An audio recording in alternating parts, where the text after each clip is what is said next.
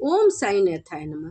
साईं बाबा कहते हैं कि कोई भी व्रत किया जाए उसका उद्यापन करना चाहिए, और उद्यापन करते समय जिन्हीं देवी देवता को आप पूजा कर रहे हैं उनका आह्वान जरूर करना चाहिए, उनके लिए नैवेद्य जरूर रखना चाहिए।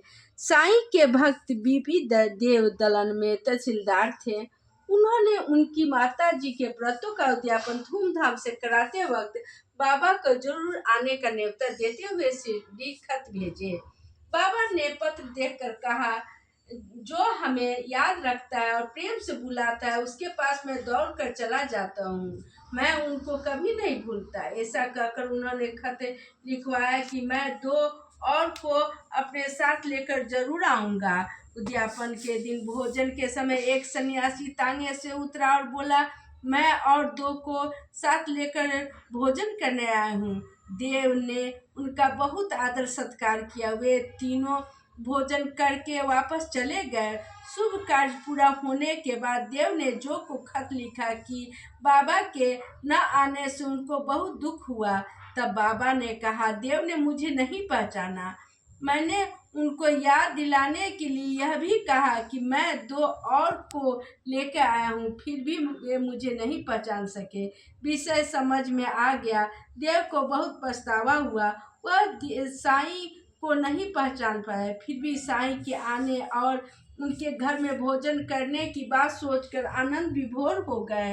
एक बार हेमा पंत के सपने में साईं आए और बोले, कल मैं तुम्हारे घर भोजन करने आ रहा हूँ। उस दिन होली का त्योहार था। होली की पूजा से निपटने के बाद बंधु मित्र सहित भोजन के लिए पत्तल बिछाकर परोसा गया। बीच में साईं के लिए भी आसन बिछाकर उनके लिए भी पत्तल रखा गया। सब साईं की बाट जोह रहे थे। ठीक उसी समय 2 व्यक्ति आए और बाबा के एक सुंदर फोटो दे गए। आनंद से भरकर हेमा पंत ने फोटो को आसन पर विराजमान किया और बाबा को भोजन का नैवेद्य देकर सबने भोजन किया। सपने की बात को बाबा ने इस प्रकार पूरा किया। साईं बाबा हर रोज कुछ घरों से भिक्षा लाकर खाते थे। उनको बहुत कम भोजन की जरूरत होती थी।